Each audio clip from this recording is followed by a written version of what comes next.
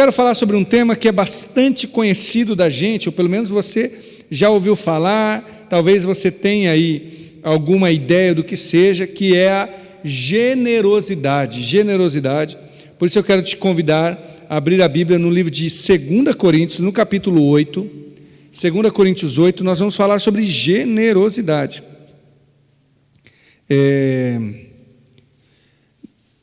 O texto do 2 Coríntios 8 e 9 é um bom texto, irmãos, para quando a gente vai falar, por exemplo, sobre dízimo no Novo Testamento, porque sempre tem aquele que fala assim, não, mas esse negócio de ofertar e contribuir é coisa do Antigo Testamento. O 2 Coríntios 8 e 9 tem uma teologia da generosidade que é profunda, eu acho magnífica e maravilhosa. E você sabe, talvez você saiba, que o termo generosidade tem a ver com aquele que é dadivoso, que tem alegria em doar, alegria em dar algo. Portanto, generoso a gente usa habitualmente para aquele que doa boas quantias de dinheiro. Então a gente diz, fulano foi generoso.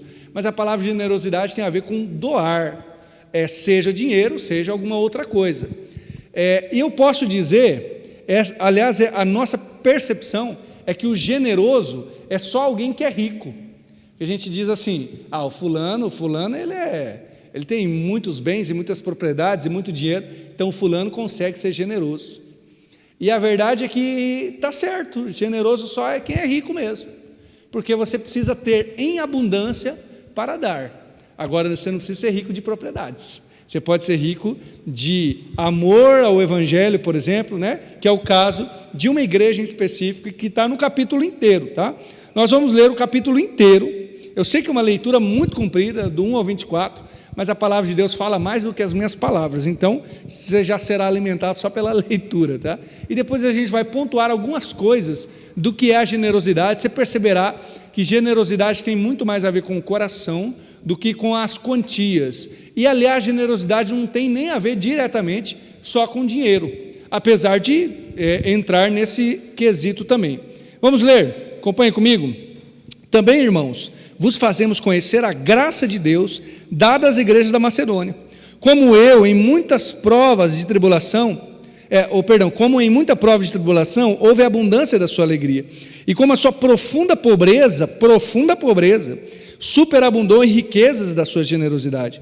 Porque segundo o seu poder, o que eu mesmo testifico, e ainda acima do seu poder, deram voluntariamente, pedindo-nos com muitos rogos a graça e a comunicação desse serviço que se fazia para com os santos. Não somente fizeram como nós esperávamos, mas também a si mesmos se deram primeiramente ao Senhor e depois a nós pela vontade de Deus. De maneira que exortamos a Tito que, assim como antes tinham começado, assim também acabe essa graça entre vós. Portanto, assim como em tudo sois abundantes na fé, na palavra, na ciência, em toda diligência e em vosso amor para conosco, assim também abundeis nessa graça. Não digo isso como quem manda, mas para provar pela diligência dos outros a sinceridade do vosso amor. Porque já sabeis a graça do nosso Senhor Jesus Cristo, que sendo rico, por amor de vós se fez pobre, para que pela sua pobreza enriquecesseis. E nisso dou o meu parecer, pois isso vos convém a vós, que desde o ano passado começastes, e não foi só praticar, mas também querer. Agora, porém, completai também o já começado, para que assim como houve prontidão da vontade, haja também o cumprimento segundo o que tendes. Porque se a prontidão de vontade, será aceito segundo o que qualquer tem, e não segundo o que não tem. Mas não digo isso para que os outros tenham alívio e vós opressão, mas para a igualdade. Neste tempo presente, a vossa abundância supra a falta dos outros, para que também a abundância dos outros, supra a vossa falta e haja igualdade. Como está escrito, o que muito colheu não teve de mais, e o que pouco colheu não teve de menos. Mas graças a Deus, que pôs a mesma solicitude por vós no coração de Tito, pois ele aceitou a exortação e muito diligente partiu voluntariamente para vós. Com ele enviamos aquele irmão cujo louvor no Evangelho está espalhado em todas as igrejas. Não só isso, mas também foi escolhido pelas igrejas para companheiro de nossa viagem. Nessa graça que por nós é ministrada para a glória do mesmo Senhor e prontidão do vosso ânimo. Evitando isso, que alguém nos envergonhe por essa abundância que por nós é ministrada, pois zelamos pelo que é honesto, não só diante do Senhor, mas também diante dos homens. Olha que verso importante esse, vou ter que frisar ele, o 21. zelamos pelo que é honesto, não só diante do Senhor, mas também diante dos homens, né? No cuidado com aquilo que tem a ver com a administração da casa do Senhor, não basta dizer assim, Deus olha o coração, o nosso cuidado tem que ser diante dos homens também. Continuamos, com eles enviamos também outro nosso irmão, o qual muitas vezes, em muitas coisas, já experimentamos ser diligente, e agora mais diligente ainda, pela muita confiança que em vós tem. Quanto a Tito, é meu companheiro e cooperador para convosco. Quanto a nossos irmãos, são os embaixadores das igrejas e glória de Cristo.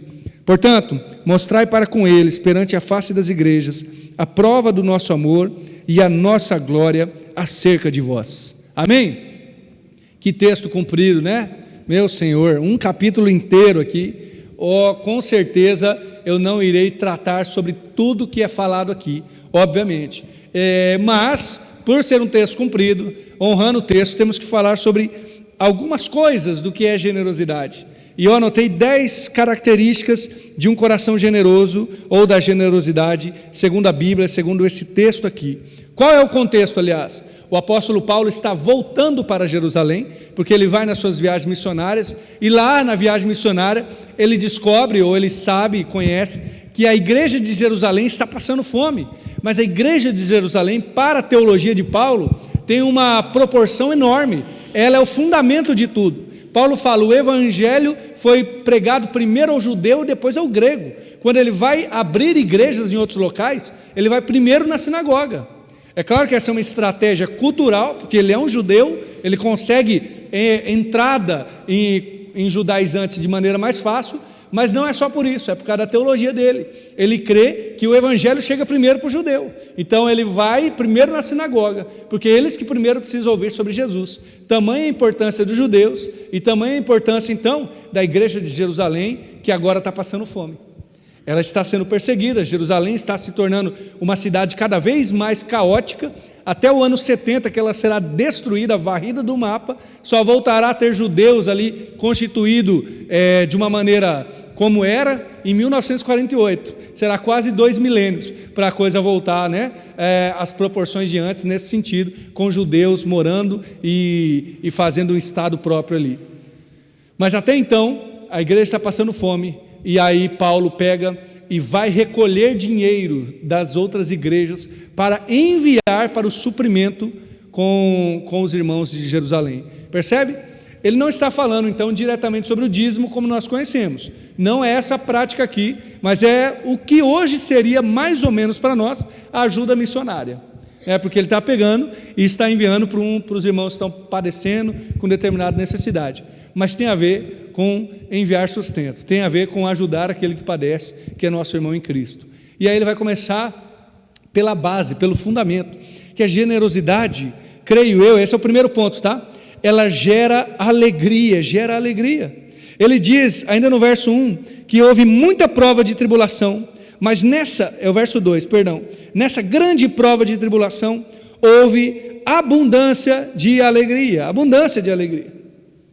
Irmãos, ninguém é generoso de maneira triste, ninguém. No capítulo 9, o apóstolo Paulo fala que Deus ama aquele que dá com alegria. O 7 do 9 fala, cada um contribua segundo o propósito do seu coração, não com tristeza nem por necessidade, porque Deus ama o que dá com alegria. Generosidade gera alegria. Você nunca verá alguém mesquinho, e por mesquinho aqui, obviamente estou falando sobre dinheiro, mas sobre várias coisas da vida, né? A pessoa que quer sempre tudo para ela, ou ser o centro, ou todas as suas opiniões serem ouvidas e acatadas, ou mesmo com dinheiro. A pessoa que é profundamente mão de vaca, muquirando, seja o que for, você nunca verá essa pessoa satisfeita, alegre. Por quê? Porque a alegria vem de um coração generoso. Aquele que sabe abençoar os outros é abençoado. Aliás, o próprio Cristo diz, numa citação do apóstolo Paulo, né? É que a maior alegria em dar do que receber. Eu já ouvi brincando, né, que a vida cristã é igual ao boxe, é melhor dar do que receber, né? Então a generosidade é assim. Melhor que você possa ter e doar e expandir o seu coração, e isso brota da alegria. Aliás, creio eu que a generosidade retroalimenta a alegria. Como assim? É só um coração alegre em Cristo que será disposto a doar. Mas quando você faz isso, você também fica mais alegre. É muito interessante, né? E aí a gente pode dizer assim, tá, mas o quanto que eu preciso ter para doar? Você não precisa ter nada. Aqui fala que na sua tribulação e na sua profunda pobreza. A gente poderia dizer, mas eles são pobres mais ou menos. Não, a Bíblia não deixa margens, são profundamente pobres.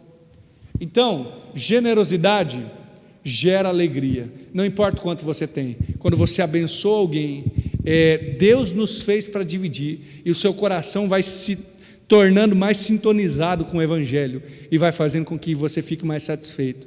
Mas vamos pensar não só em dinheiro, porque eu estou falando aqui realmente de ajudar alguém que está padecendo, realmente ajudar financeiramente aquele que está passando fome, por exemplo, como é o caso aqui do texto bíblico. Mas talvez a gente diga assim, eu não tenho tempo suficiente, mas nós temos tempo. Quem sabe você pode doar do seu tempo para alguém. Irmãos, isso é bastante interessante, né? Quando você vai, por exemplo, você vai e faz uma visita. Eu sei que às vezes a visita acontece apenas para uma conversa, mas vamos imaginar uma visita num hospital. Alguém que está lá e você doou do seu tempo. A pessoa está no hospital, ela não está precisando de dinheiro, porque ela está sendo assistida, suprida. Às vezes a família está cuidando. Então a generosidade aqui não tem a ver com dinheiro, mas ela está precisando do tempo, da sua atenção, de uma oração. Talvez você não possa ir, mas você pode gravar um áudio com uma oração, por exemplo. Isso é ser generoso. E, gente, que alegria que é quando a gente tem capacidade de dar, capacidade de doar daquilo que Deus já preencheu no nosso coração. Se você já passou por algo assim, você sabe do que eu estou falando, que ser generoso é maravilhoso. Outra coisa, os macedônios, porque ele está falando da igreja dos macedônios, no verso 4, diz que eles pediram com rogos, com muito desejo, né, este serviço, a graça e a comunicação desse serviço, ou seja, nos deixe ajudar. É incrível, né? Paulo está mostrando uma igreja que era tão generosa, que era tão alegre, que eles pediram para ajudar. Mas tem um detalhe aqui, que é dito serviço. Generosidade é encarado como um serviço a Deus. Quando você abençoa alguém, no final das contas você está servindo a Jesus. Olha que coisa maravilhosa. Então você não está pegando, e aqui tem um detalhe da generosidade, tá? Você não está pegando e emprestando para a pessoa. Você não está pegando e fazendo com que a pessoa se torne uma pessoa que deve para você, seu devedor. Por quê? Porque isso acontece com quem não dá dinheiro, com quem usa o dinheiro. Então eu posso chegar para você e dizer assim, olha, eu compro aqui o seu tempo, compro o seu serviço. Então, por exemplo, se você for num comércio e você for lá e pedir para que seja feito um serviço, você paga, então você pode exigir, mas você não está doando o dinheiro, você está pagando. Quando a gente doa para alguém, como que é o nosso coração? Porque ao ser generoso, nós temos que entender que é um serviço a Deus, porque às vezes nós ajudamos e dizemos assim, agora você vai pagar. Como pagar?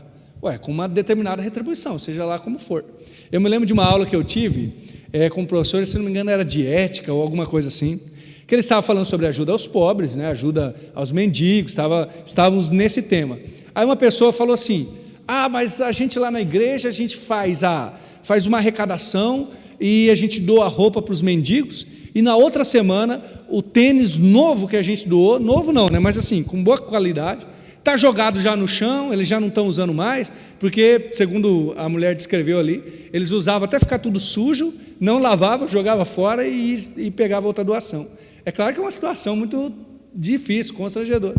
Mas o professor fez a gente pensar num outro viés, que eu achei muito interessante, até constrangeu um pouco a mulher, mas eu acho que foi necessário e bom. Ele falou assim, mas vocês não deram aquilo para eles? Vocês deram? Ela falou, não, nós demos, Então, se vocês deram, é dado. Então, o mendigo, ele pode fazer o que ele quiser. Eu achei muito engraçado isso, porque não foi uma aula sobre cuidados, né? Foi uma aula sobre generosidade. Aí ele arrematou, é claro, falou, não, então, o que precisaria seria uma educação para eles entenderem algo a respeito, perguntar. Mas foi muito interessante isso. Quando a gente dá, quando a gente doa, a gente está fazendo um serviço ao Senhor. Quando você é generoso, não espere retribuição dos outros. Jesus ensina isso, que a sua mão direita não saiba o que a esquerda fez. Entenda que tudo que você faz em prol do reino é para o Senhor. Se você doa tempo, se você doa dinheiro, se você doa palavras abençoadoras, se você doa um sorriso, você está servindo ao Senhor. Então não espere retribuição humana. Pode ser que haverá, esperamos que haja, mas quem vai pagar é o Senhor e não a pessoa que está recebendo.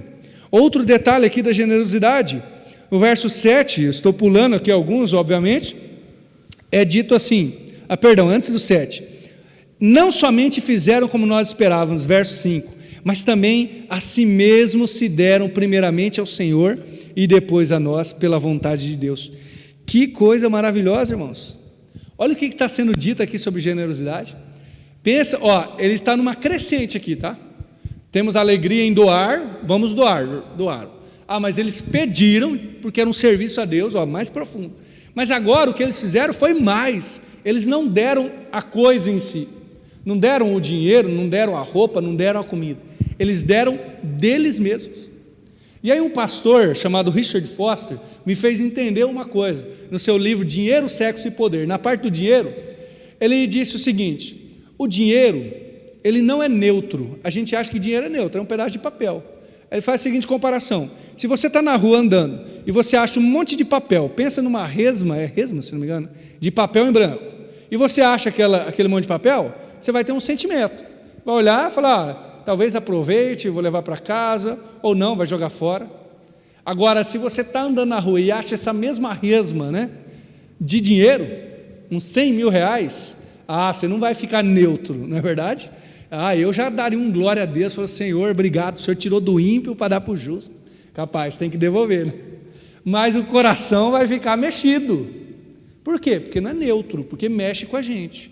E aí, esse autor, esse pastor, chamado Richard Foster, vai aprofundando a ideia e vai dizendo assim, o dinheiro, é claro que ele não é um mal, o dinheiro não é maligno, mas como ele mexe com o nosso coração, a gente tem que inverter a ordem. Dinheiro foi feito para ser guardado, para ser usado, para comprar coisas. Ele não foi feito para ser dado, porque quando você dá, você está doando algo de você. Está doando um pouco do seu tempo que você trabalhou para ganhar, do seu orgulho, do seu poder. Porque se eu pego e dou R$1 para você, eu sei que R$1 é quase nada hoje, né? Mas se eu dou R$1 para você, eu tenho R$1 de poder a menos na minha mão, você percebe? Se eu dou R$10, eu tenho R$10 de poder a menos. E faço o cálculo que você quiser. Por que eu estou fazendo tudo isso, esse parênteses? Porque ser generoso é uma entrega pessoal. Ninguém é generoso doando só coisas, só palavras, só dinheiro, só tempo, não. O generoso doa de si mesmo. Esse é o ponto profundo da generosidade. Então, irmãos, quando a gente for ajudar alguém, saiba que você está dando um pouco de si mesmo, um pouco do seu próprio coração, da sua própria vida. E às vezes a gente vai doar algo para alguém esperando algo em troca, mas na verdade o que a gente precisaria esperar em troca não é uma devolução daquilo que nós demos, mas uma conexão do coração. Porque o generoso espera isso, não é isso que Jesus fazia? Jesus era generoso e esperava apenas uma resposta do coração, alguém que obedecesse ele, que amasse ele, que caminhasse com ele. E aí, por falar em generosidade, eu vou dar um exemplo aleatório, que é diferente, na verdade, de generosidade que não tem a ver nem com doar coisas. Eu gosto muito de ler e gosto até de escrever um pouco. Um dia eu compartilho com os irmãos já ouviram algumas poesias minhas, mas eu tento escrever alguns contos, algumas coisas assim. E eu me lembro que eu estava estudando Lucas capítulo 15. Lucas capítulo 15. E talvez você pense assim, mas o que é isso? São as 3 grandes parábolas de Jesus, que é a parábola da ovelha perdida, das 100 ovelhas, da que se perde, da dracma perdida e do filho pródigo. Essas 3 parábolas, irmãos, são uma só mensagem dividida em 3 histórias. E o estudioso que estava analisando na língua original, no contexto, ele disse, olha, isso é uma grande peça literária, E aí esse estudioso vai ser ainda mais profundo, vai dizer assim, se Jesus não fosse Deus, por mais estranho que possa ser, mesmo que não fosse Deus, mesmo que a Bíblia não fosse inspirada, essa seria uma das maiores peças literárias que a humanidade já produziu. Ou seja, uma história que se conecta do começo ao fim, que se aprofunda, mais narrativa, que você vê e você acha bonita a história, enfim. Chega lá no final dessa história, ou dessas 3 parábolas, e Jesus está contando aquela narrativa para quem? Você lembra para quem que Jesus está contando aquelas 3 histórias? As 2 primeiras têm um final feliz, que o pastor acha as ovelhas, a ovelha perdida, e chama os seus amigos, eles fazem festa. A mulher acha a dracma perdida, chama as suas amigas, fazem festa. Eu gosto de dizer que elas fazem um chá da tarde ali. Mas o pai acha o seu filho, e chama o filho mais velho, ou ele chega lá, e o filho mais velho não faz festa. Então, das 3 histórias, a última é desconexa, você percebe? Para quem que era comparado ao filho mais velho? Os fariseus. Irmãos, a maior peça literária, ou uma das maiores peças literárias que a humanidade já produziu, que foi proferida dos lábios de Jesus, foi proferido para os fariseus, para ganhar o coração dos fariseus. Talvez como se Jesus estivesse dizendo assim: vocês gostam da lei? Vocês gostam de histórias? Vocês gostam de narrativas sagradas? Eu vou apresentar para você uma das maiores, uma das que já quebrantou o coração de tanta gente, para que vocês sejam quebrantados. Sabe o nome disso? Generosidade. Sabe por quê? Porque você já passou certamente por algo assim. Alguém te fez mal, alguém te tratou mais ou menos, você fala assim: então eu não vou ensinar aquilo para ele não. Já aconteceu isso com você? Eu ia te contar um negócio, nem vou te contar mais, porque você me tratou desse jeito. Às vezes você nem fala, mas só pensa. Olha a generosidade do coração de Jesus, para falar tudo isso que ele falou, até chegar no filho pródigo, ou na parábola do filho pródigo, para ganhar o coração dos fariseus. Sabe o que é isso, irmãos? Generosidade é uma entrega pessoal. Então, se você vai ser generoso na sua família, você vai ser generoso com quem não merece. E generosidade, agora você está entendendo, é dinheiro sim, é oferta, mas é muito mais, é doar do coração. Como eu falei, seja do tempo, do amor, do cuidado, enfim, é uma entrega pessoal. Aí eu já pulo para a próxima parte, que o verso 7 diz assim: vocês são abundantes em tudo, na fé, na palavra, na ciência, em toda diligência que é cuidado, né? No amor para conosco, assim também abundeis nessa graça. Agora Paulo se volta, ele está falando dos macedônios, agora ele se volta aos coríntios, e diz: vocês já são crente, gente, vocês são crente bom. É minha tradução aqui, tá? Minha versão. Vocês são crente bom, vocês buscam a Deus, vocês oram, tem fé, tem conhecimento que é ciência, tem cuidado, tem amor. Complete essa graça sendo generosos. O que eu entendo aqui? Que a generosidade completa a vida cristã. Você não estará completo se você não for generoso. Não estará completo. Você pode dizer assim: eu sou alguém de muita oração, mas não sou generoso, mas não contem comigo. Então você não está completo. Eu conheço muito a palavra de Deus, eu posso te citar aqui a Bíblia, mas não conte comigo. Não estou completo ainda. Você percebe? Paulo fala: ainda abundeis nessa graça. Essa graça em específico era ser generoso, era a graça de participar do serviço ao Senhor, cuidando dos irmãos de Jerusalém. Você só será completo quando o seu coração estiver disposto a servir ao Senhor, sendo generoso com os outros, abençoando aos outros, cuidando dos outros, doando de si mesmo com o que você tem. Quer ver mais uma coisa? Tem que ir rápido agora, né? O verso 9 diz: vocês já sabem a graça do nosso Senhor Jesus Cristo, que sendo rico, por amor de vós, se fez pobre, para que pela sua pobreza enriquecesseis. Jesus já foi chamado de muitas coisas, né?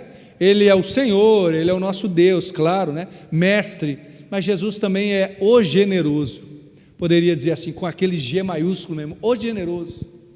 Então, generosidade é imitação a Cristo. Esse é o quinto ponto, aliás, a quinta verdade que extraímos daqui. Ser generoso é imitar a Cristo. Quando Paulo está chamando a atenção dessa igreja, ele diz assim: lembre-se de Cristo. Cristo era rico, se fez pobre. Mas como que Cristo era rico? Ele era Deus, o próprio Deus. Mas não houve no coração de Jesus a usurpação de tomar o lugar de Deus. No coração de quem que houve a usurpação de tomar o lugar de Deus? Talvez você vai dizer assim: do diabo. É verdade, é possível essa interpretação, mas foi de Adão e Eva também, né? vocês serão como Deus quando comer aqui. E Jesus faz realmente o inverso. Ele não é o Adão primeiro, ele é o segundo Adão. Enquanto Adão tenta tomar o lugar de Deus, Jesus não tem por usurpação tomar o lugar de Deus, e ele se entrega, e na sua pobreza, ou seja, na entrega total na cruz, nós enriquecemos. Você imita a Jesus quando você é generoso. Mas por quê? No final das contas que eu seria generoso? As pessoas não merecem. As pessoas não merecem do meu tempo, do meu perdão, do meu dinheiro, da minha ajuda, tal como aqueles mendigos que foi doado lá e jogou o negócio fora. Mas não é por causa disso. Você é generoso para o seu bem, não no sentido egoísta, mas para ser parecido com Jesus. Que coisa maravilhosa. Gente, vamos para o final aqui, porque não vai dar tempo de contar tudo, tá? Talvez fazemos a parte 2, outra hora. Olha o verso 14 e 15, diz assim, não digo isso, o 13, né, para a vossa opressão, mas para a igualdade. Neste tempo presente, a vossa abundância supra a falta dos outros, e também a abundância dos outros supra a vossa falta, quando os outros tiverem mais e vocês tiverem menos. Sabe o que é interessante, irmãos? Generosidade gera comunidade. Que coisa maravilhosa. Nenhuma comunidade saudável existe sem corações generosos, nenhuma. Não tem como você dizer assim, olha, eu convivo muito bem com os meus irmãos em Cristo Jesus, mas não posso contar nada com eles, não posso contar em nada. Não tem como, tem que ser generoso. Olha, eu amo a minha família e minha família é fera, mas olha, se eu precisar de uma colher de açúcar, eles não me dão. Não existe isso. É a generosidade que gera comunidade. Olha o que ele está falando aqui, inclusive um texto bíblico citado no verso 5, no 15. O que colheu muito não teve de mais. Por quê? Porque não guardou para si. E o que colheu pouco não teve de menos. Essa era a ideia lá no antigo Israel, quando eles entram na terra. E agora Paulo está tendo que traduzir para a igreja. Vocês ajudam, vocês estão em abundância? Vocês ajudam. Na hora que faltar aqui, a abundância deles lá, porque às vezes vai chover lá, eles podem ajudar vocês. Percebe? Gera comunidade. Tem uma historinha, essa é fictícia mesmo, tá? Mas é interessante contar. Diz que um camarada foi para o inferno, e chegou lá no inferno, tinha uma panelona de comida, e todas as pessoas no inferno estavam acorrentadas longe da panela de comida, com uma grande colher assim, que dava para chegar na panela, mas não dava para eles comer. E eles estavam acorrentados no canto. E ele chegou lá no inferno e viu as pessoas acorrentadas nos seus bancos, com essa grande colher, e magérrimas assim, daquele jeito, magro demais, só não morria porque não tinha onde morrer, né? Já estava no inferno. Não tinha comida, anos e anos sem comer, porque eles não conseguiam pegar a colher e colocar na boca. Aí esse camarada vai para o céu, ele pensa, o céu vai ser outra coisa.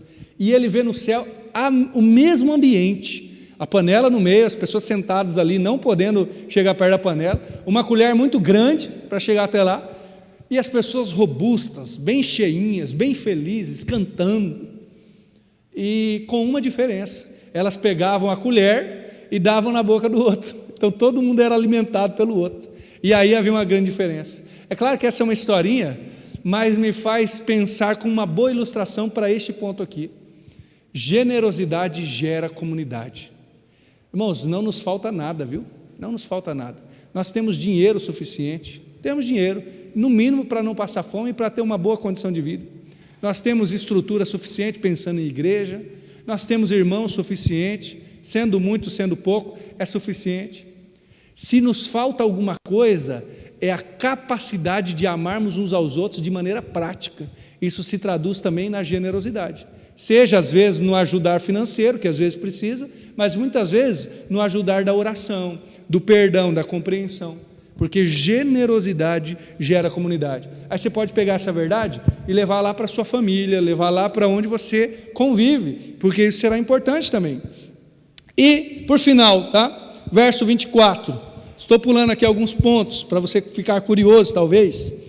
Portanto, mostrai para com eles, perante a face das igrejas, a prova do nosso amor, do vosso amor, né? E da nossa glória acerca de nós. Olha o que Paulo está dizendo. Você sabe o que é a igreja de Corinto, né, irmãos? A igreja de Corinto é a igreja dos dons. A gente tem dons de Deus, a gente tem o Espírito de Deus. Nós somos bons, Lá em 1 Coríntios, a carta que Paulo havia escrito antes, ele fala sobre dons, no capítulo 12 e no 14, mas no 13, que está no meio, ele termina o 12 dizendo assim: procurem vocês os melhores dons, mas eu vou mostrar um caminho ainda mais excelente. Aí começa o capítulo 13: ainda que eu falasse a língua dos anjos e dos homens, se não tivesse amor, nada seria, eu seria como o sino que soa, né? Ele vai falar sobre o amor. Agora, olha que aplicação interessante. Mostrai para com eles, ou seja, para com os irmãos que vamos levá-lo, e para todas as igrejas, a prova do vosso amor. Generosidade prova o nosso amor, prova o nosso amor. Existe algo, irmãos, na fé cristã que transpassa as palavras. Isso não quer dizer que as nossas palavras podem ser mesquinhas, chulas, arrogantes, maldosas, não é isso. Não quer dizer que você pode ficar dando diretas ou indiretas, não é isso. Mas mesmo que as nossas palavras sejam bonitas, a fé cristã passa das palavras. A generosidade prova o nosso amor. E é interessante, porque alguém pode dizer assim: tá, mas eu tenho fé em Deus. E a resposta bíblica lá em Tiago é assim: bom, você tem fé, mas eu com as minhas obras mostro a minha fé. Tiago não está dizendo que a fé é feita por obras, a salvação vem pelas obras, mas não. Ele está conectando o coração às mãos, está conectando a fé às obras. E nós conectamos aqui o amor à generosidade. Generosidade é prova do nosso amor. Então a gente pode dizer assim: não, eu tenho um coração que parece com o de Jesus, e aí eu poderia fazer 1000 provas aqui com você. Cite tal texto bíblico, quanto tempo você ora, né? A prova é: você é generoso? Nas suas relações com o outro, você é generoso? Você está apto a perdoar, apto a ajudar quem necessita? Quando Jesus é indagado sobre isso, é muito interessante, porque vem um mestre da lei e fala assim: Senhor, quais são os maiores mandamentos? Resuma a lei aí para mim. E aí Jesus fala: ame a Deus e ao próximo como a ti mesmo. E é engraçado isso, né? Porque na nossa teologia atual é muito difícil provar quem é Deus. Enormes discussões para provar quem é Deus. Para os judeus da época de Jesus não tinha nenhum problema. Deus é o Senhor de Israel, é Jeová, o Deus de Israel. Ponto. Não tinha problema. Eles tinham problema em provar quem era o próximo. E é verdade, os escribas ficavam discutindo: mas quem que é o meu próximo? Aí tinha um que dizia assim: eu gosto dessa versão, essa é boa para nós, quando você quiser ser um crente fraco, crente meia boca, tá? Tinha um rabino judeu que dizia assim: o meu próximo é aquele que eu gosto. Então, que eu gosto da irmã Nair, ela é minha próxima. Se ela fez algo contra mim, já não é mais meu próximo. Olha que coisa maravilhosa. Que boa jogada. Por quê? Porque aí, próximo, você só vai ajudar aquele que você quer. Aí, Jesus vai responder, que eu creio que é uma boa tradução disso, da prova do nosso amor. Ao invés dele entrar na discussão dos rabinos, olha, o próximo tem que ser alguém assim, assim, Jesus conta a parábola do bom samaritano, só isso. Ele fala assim: olha, você quer saber quem é o próximo? Tinha um homem que estava descendo de Jerusalém a Jericó, foi espancado, ficou lá quase morto, passou o sacerdote, passou o levita, olhou de lado e passou um samaritano. Oh, meu pai amado. O samaritano botou ele lá na carga, primeiro limpou as feridas, colocou lá no burrinho ou no cavalo, não lembro bem, levou para a estalagem, pagou e falou ainda: eu vou voltar e se gastar mais eu venho e acerto, pode dar o remédio que for. Quem foi o próximo desse homem? Aí todo mundo: acho que foi o samaritano, né? Pronto, provou. Está vendo? Coisa interessante. Qual que é a prova da nossa generosidade, irmãos? É o amor. O amor na prática. Esse é o próximo. Esse é ser próximo. Ser generoso é provado com as nossas ações. Ou melhor, né? O nosso amor é provado com a nossa generosidade. Então, nós temos aí muita coisa a pensar sobre nossas vidas. Se é generoso, não responda. Eu gosto de fazer esse tipo de desafio assim: pergunte para quem convive com você, porque estará provado o seu amor a partir da sua generosidade. Você quer ser generoso? Porque ser generoso é imitar Jesus. E aí, eu pergunto assim: o que você tem em mãos? Fazer aquele movimento que Jesus fez de pegar o pão e dividir. O que você tem em mãos? Eu tenho dinheiro, então eu posso dividir com quem está necessitado. Eu tenho tempo. Eu posso orar por alguém. Eu tenho um perdão que eu preciso doar para alguém. Eu tenho uma produção literária como a de Jesus, que eu preciso contar para os fariseus. Seja o que for, tá? Isso é ser generoso, doar de si mesmo, para imitar Jesus, como prova do nosso amor. Quero orar por você e te convido a orar para alguém que será alvo da sua generosidade, tá?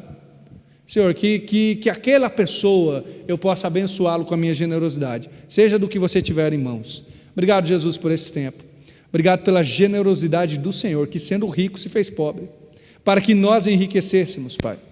E obrigado porque nós podemos também ser generosos. Nos ajude a doar perdão, doar amor, doar graça àqueles que estão ao nosso redor. Em nome de Jesus. Deus, que a gente possa caminhar contigo em amor e que a gente possa não falar do nosso amor, mas prová-lo com um coração que doa a si mesmo e ao que tem, aquele que necessita. Que possamos ser seus imitadores de verdade, Pai. Em nome de Jesus. Amém.